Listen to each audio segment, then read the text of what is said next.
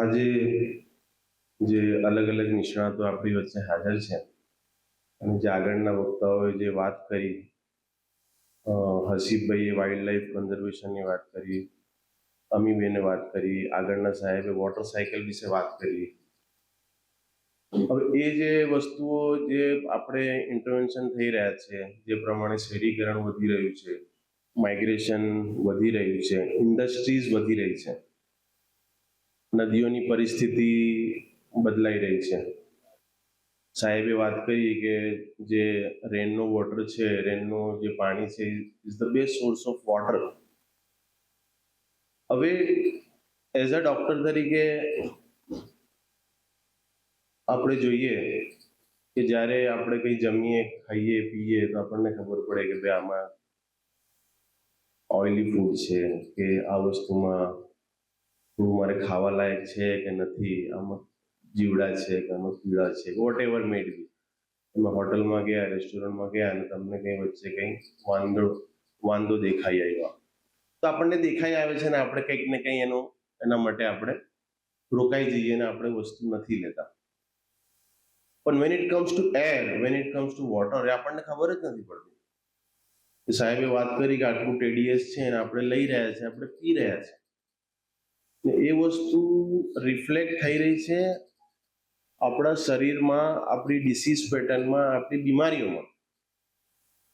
જે બીમારીઓ પેલા 50 વર્ષે થતી હતી, 60 વર્ષે થતી, અમે જોઈ રહ્યા છીએ કે બહુ જલ્દી થઈ રહી છે. અમે જોઈ રહ્યા છીએ કે દર્દીઓને જે હાર્ટ એટેક ભાઈ 40-50 વર્ષ પછી થયા, કેન્સર, લંગ કેન્સર, અલગ અલગ જે બોડીના કેન્સર છે, આંતરડાના કેન્સર છે, એ બધું લેટ એજમાં થતા હતા. પણ હવે એ પેટર્ન ચેન્જ થાય છે. તમે બી સાંભળતા હશો કે 25 વર્ષનો છોકરો છે ને હાર્ટ એટેક આવ્યો. કાલે જ એક અમારા નાગરવાડામાં એક મોઝીન સાહેબનું અચાનક મસ્જિદમાં જ ઇન્તકાલ થઈ ગઈ. Was very young. તો આ જે વસ્તુ છે કે જે આપણે શ્વાસ લઈ રહ્યા છે, જમવાનું તો આપણે 2 ટાઈમ છે, શ્વાસ તો આપણે કન્ટિન્યુઅસ પ્રોસેસ છે. તમે ઊંઘતા હોય, ફરતા હોય, ચાલતા હોય ને આપણને ખબર જ નહીં વોટ વી આર ઇનહેલિંગ, આપણને શું શ્વાસ આપણે લઈ રહ્યા છે, પાણી આપણે શું પી રહ્યા છે. પ્લાસ્ટિક્સની વાત કરો તો પ્લાસ્ટિકનું કન્ટામિનેશન કેટલું બધું છે. એટલે એવા બહુ બધી વસ્તુઓ છે જે આપણા શ્વાસમાં, આપણા પાણીમાં, આપણા જીવન જરૂરિયાતની વસ્તુઓમાં આપણા શરીરમાં જઈ રહી છે, આપણને ઇફેક્ટ કરી રહી છે, આપણે ચામડીને, આંખોને, લંગ્સમાં જઈ રહી છે. એના લીધે ડિસીઝની આખી પેટર્ન ચેન્જ થઈ રહી છે. અમે જોઈ રહ્યા છીએ કે હવે જે શ્વાસની તકલીફો છે એ વધી રહી છે. અમુક જે એલર્જીના ઇસ્યુ છે, કેમ કે આમાં કેવું છે કે જે આપણે બી જોઈએ કે અમે જ્યારે નાના હતા તો અમે હરતા ફરતા, ટીશ્યુ પેપરનું કલ્ચર એ વખતે નહોતું કે દરેક, એટલે એ પ્રમાણે એક્સપોઝર બી થતું હતું. અમુક બીમારીઓ પેટની એવી છે જે એલર્જીના લીધે થતી હોય છે, ઇમ્યુનિટીના લીધે થતી હોય છે. એ કેમ કે ભાઈ આપણા જે બાળકો ગામડામાં રહે છે, જે લોકો નાની ઉંમરમાં માટીમાં રમતા હતા, એ લોકોને અમુક વસ્તુનો એક્સપોઝર થતો હતો.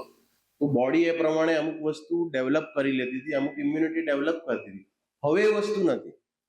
હવે લાઈક મારા છોકરાઓ છે તો એ લોકો એ રીતે રહ્યા જ નથી. એ લોકો એ રીતે માટીમાં કે આ રીતે રહ્યા જ નથી. એ તો ઓલ ટાઈમ ટીશ્યુ પેપર, ગાડીમાં હોય તો ટીશ્યુ પેપર, ઘરમાં હોય તો ટીશ્યુ પેપર, કંઈ થશે કંઈ. એટલે એ વસ્તુના હઝાર્ડ છે. હવે વસ્તુ કેવું છે કે આપણા સેટઅપમાં શું છે, જે આપણા, કેમ કે we don't have a research at every point of, એટલે આ દરેક કક્ષાએ રિસર્ચ નથી, સંશોધન નથી કે આપણે જે અત્યારે ડિસીઝ પેટર્ન ચેન્જ થઈ રહી છે એનું કારણ શું છે. એવું તો હવામાં શું થઈ રહ્યું છે, એવું તો પાણીમાં શું થઈ રહ્યું છે, એવું તો પ્લાસ્ટિક્સનું કન્ટામિનેશન ક્યાં ક્યાં છે. ઇન્ડસ્ટ્રીઝ વધી રહી છે. તમે વારંવાર જોતા હશો કે ભાઈ આ જીઆઈડીસી છે, અહીંયા છે, ત્યાં છે, અલગ અલગ ઇન્ડસ્ટ્રીયલ પોલ્યુશન થતું હોય છે. પણ વી નો કે કઈ રીતે આપણું સિસ્ટમ ચાલે છે. અમે એક ડ્રગ ડી એડિક્શન પર બી કામ કરીએ છીએ. અમે જ્યારે ડ્રગ ડી એડિક્શન પર જ્યારે જોઈએ ને, તો જ્યાં સુધી આપણે આ જે ડ્રગ વેચનારા ડ્રગ્સનો ધંધો બંધ નહીં કરે ને ત્યાં સુધી ડી એડિક્શનનો ડ્રાઈવ સક્સેસફુલ થવાનો નથી. એ જ પ્રમાણે આ પોલ્યુશનનો હવે I am working on cure.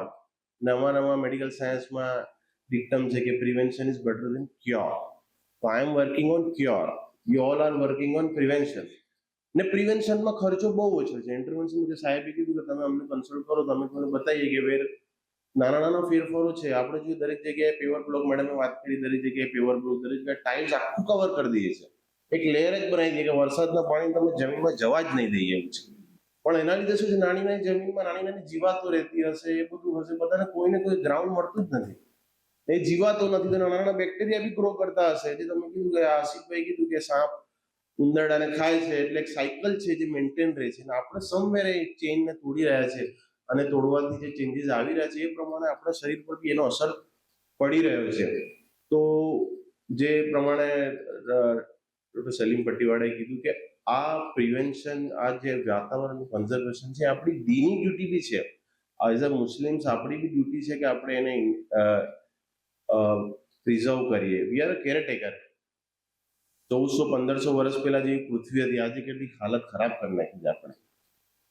ને આપણે તો એક જીવન છે. આપણે તો કહીએ ને કે અલ્હમ્દુલિલ્લાહ રબ્બિલ આલમીન, અલ્લાહ બહુ બધા જે આપણું સર્જનહાર છે, ખાલી આપણું સર્જન નથી કર્યું, અને જીવાતનું બી કર્યું, ઉંદરડાનું બી કર્યું, સાપનું બી કર્યું. બિચારા બોલી નથી શકતા, આપણે બોલી રહ્યા છે. આપણે કઈ ને કઈ નવા નવા તુક્કાઓ લાવીને, નવા નવા ઇન્ટરવેન્શન કરીને, બોરિંગ કરીને, આ કરીને આપણી જરૂરિયાતો પૂરી કરી રહ્યા છે. એ બિચારાઓની તો ક્યાં, એ લોકોને આપણે નષ્ટ કરી રહ્યા છે, એ લોકોની સાયકલ તોડી રહ્યા છે, કંઈક ને કંઈક એમના માટે આપણે નુકસાન કરી રહ્યા છે એમ છે. તો જે સૂર્ય રહેમાનમાં એક આયા છે, વલ આરદા વદાહા લિલ અનામ, આ દુનિયા બધા માટે છે, બધી પ્રજાતિઓ માટે છે. તો આપણે કંઈક ને કંઈ એ વસ્તુમાં ઇન્ટરવેન્શન કરી રહ્યા છે, ને એની બહુ દૂરગામી અસરો થઈ રહી છે. અમે જોઈ રહ્યા છે. વી ડોન્ટ હેવ રિસર્ચ કે આના શું કારણો છે, ને આગળ આ ડિસીઝ કઈ રીતે, આ પેટર્ન કઈ રીતે ચેન્જ થશે, કઈ રીતે વધશે, ડિસીઝ કઈ રીતે બિહેવ કરશે. ડાયાબિટીસના અમે ઇન્સિડન્સ જોઈએ તો અત્યારે 25 વર્ષે 30 વર્ષે લોકોને ડાયાબિટીસ થઈ રહ્યા છે. અમને આઈડિયલ ખબર છે કે ડાયાબિટીસ આટલા વર્ષે થાય તો ભાઈ 10 વર્ષે 15 વર્ષે એ દર્દીને હાર્ટ એટેક આવવાની સંભાવના છે, લકવો થવાની સંભાવના છે, આંખોની રોશની જવાની સંભાવના છે, બીજા પગની પ્રોબ્લેમ થવાની સંભાવના છે. પણ હવે આ જે વસ્તુઓ જે આપણા વાતાવરણને ચેન્જીસ કરી રહી છે, એનાથી આ ડિસીઝ કઈ રીતે બિહેવ કરશે વી ડોન્ટ નો. ને જે અમે વાંચીને ડોક્ટર થયા, અત્યારે આખું નવું ચેન્જ થઈ રહ્યું છે. આખી ડિસીઝની પેટર્ન જ ચેન્જ થઈ ગઈ છે. અમુક ફેટી લિવરના ઇસ્યુઝ છે જે પહેલા અમે ભણ્યા ત્યારે નહોતા, હવે બહુ વધી રહ્યા છે. વી ડોન્ટ નો શું છે આપણે ફૂડ્સમાં, શું આવી રહ્યું છે જે આ બધી વસ્તુ ચેન્જ કરી રહી છે. ને અમે જોઈ રહ્યા છીએ, સમજી રહ્યા છીએ, એને કામ કરી રહ્યા છે. પણ બહુ ફાસ્ટ ચેન્જ એન્વાયરમેન્ટમાં થઈ રહ્યો છે, એ પ્રમાણે બહુ ફાસ્ટ ચેન્જ ડિસીઝની પેટર્નમાં બી છે. એટલે પ્રિવેન્શન પર બહુ કામ કરવાની જરૂર છે. અને I think Bing a doctor, જો અમે એન્વાયરમેન્ટલિસ્ટની જોડે કામ કરીએ, હું અમુક સ્કૂલો સાથે બી જોડાયો છું, ને જે આ આપણા વિદ્યાર્થીઓને, આપણા જે અમારા પ્રિન્સિપલ્સ, ટીચર્સ બી અમુક આવ્યા છે અહીંયા અમારી એમની સ્કૂલના, તો એ લોકો બી આમાં કંઈક કામ કરે અને કંઈક જાગૃતિ ફેલાવે. ને બહુ નાના નાના ઇન્ટરવેન્શન છે જે આપણે સમજીએ. કેમ કે આ કોન્ટ્રાક્ટર બિલ્ડર્સ આવે છે તો કઈ જ દેશે કે ભાઈ પેવર બ્લોક, આપણને ખબર જ નથી કે આ ઇસ્યુઝ બી છે, આ એક પહેલું બી છે, આ એક એંગલ બી છે. તો એ જો આપણને ખબર પડે ને અત્યારથી કંઈક ને કંઈ આપણે એ વિશે કરી, પેવર બ્લોક બી છે, પેવર બ્લોક થોડા છૂટા છૂટા લગાવીએ, વચ્ચે થોડી જમીન છોડી દે, તો I think there is a way to water, જે હાર્વેસ્ટિંગ જે છે કંઈક ને કંઈક થોડું તો થશે. ને આ જે ફ્લડ્સ આવી રહ્યા છે, જે વસ્તુ થઈ રહી છે, આગળ કઈ રીતે થશે. અમે જુઓ આ જે આ એરિયા છે, અમે 10 વર્ષ પહેલા બધું જંગલ હતું, બિલ્ડિંગો તમે જુઓ વાયલી સુધી, તો જે મોટા મોટા ટાવર બની ગયા છે, અને જે પબ્લિકનું, આટલી બધી પબ્લિક બી કેટલી માઇગ્રેટ થતી હશે કે આટલા બધા કોન્ક્રીટની બધી બિલ્ડિંગો બધી બનતી જ જાય છે, બનતી જ જાય છે, બનતી જ જાય છે, એના લેયર્સ બનતા જ જાય છે, અને એનું દૂરગામી અસરો શું થશે. એટલે બહુ જાગવાની જરૂર છે, બહુ સમજવાની જરૂર છે. અને હેલ્થ લેવલે તો બહુ મોટા મોટા ઇસ્યુઝ છે. આપણે તો પેશન્ટ આવે અમે દવા દઈને છૂટા થઈ જઈએ છીએ, પણ 25 વર્ષે ડાયાબિટીસ, તો 40 વર્ષે હાર્ટ એટેક આવશે, લકવો થશે. એને ડાયાબિટીસ તો જશે ડિસીઝ મેનિફેસ્ટેશન, તો જડ છે બીજી 50 બીમારીઓનું, જેનાથી 50 જાતના પ્રોબ્લેમ થઈ શકે છે. એટલે આ બહુ મોટો ઇમ્પેક્ટ થઈ રહ્યો છે હેલ્થ પર, ને આપણે આમાં બહુ કામ કરવાની જરૂર છે. Being a doctor, being a educationist, I am also concern about all these things. We are always ready to tie with all of you. And અમારા સાઈદ અલી સૈયદ સાહેબ બી છે જે એન્વાયરમેન્ટમાં કામ કરે છે, આઈએફએસમાં ફોરેસ્ટ સર્વિસમાંથી રિટાયર થયા છે, ને અમારા સ્કૂલના ટ્રસ્ટી બી છે. તો એ ઓલવેઝ ઇન્સિસ્ટ આ બધી વસ્તુઓ માટે. અમે અત્યારે પ્લાન્ટેશન કર્યું અમારી સ્કૂલમાં, તો એ બધી વસ્તુઓમાં આપણે કંઈક ને કંઈક આગળ વધીએ, આપણી જિમ્મેદારી સમજીએ. ને જે આપણે આમ ખાલી એમ સમજીએ કે નમાઝ, રોઝા, ઝકાત આપણી જવાબદારી નથી, આ બી આપણી જવાબદારી છે. આમાં બી આપણે કંઈક ને કંઈક કામ કરવાની જરૂરિયાત છે. તો આ ખાલી વાત પૂરતું ના સીમિત રહે અને આ વસ્તુ અહીંયા ના અટકે, પણ આપણે ઇમ્પ્લિમેન્ટેશનમાં બી કંઈક કરીએ અને કંઈક નાના નાના પ્રોગ્રામ બનાવીએ. આ મોકો મળ્યો છે મને બી, આ બધા જે લોકો આ ફિલ્ડમાં કામ કરી રહ્યા છે, તો આપણે કંઈક ને કંઈક જોડાઈને અમારી સ્કૂલોમાં આ વિશે સેમિનાર કરીએ, વિદ્યાર્થીઓ, ટીચરો, પેરેન્ટ્સ સુધી આ વસ્તુ આપણે કંઈક લઈ જઈએ એવી આશા સાથે, અને આગળ બી આ વસ્તુ આ એક અભિયાન તરીકે આગળ વધે એના માટે હું આશા સેવીને વિદાય લઉં છું. થેન્ક યુ, આભાર, જઝાકલ્લાહ.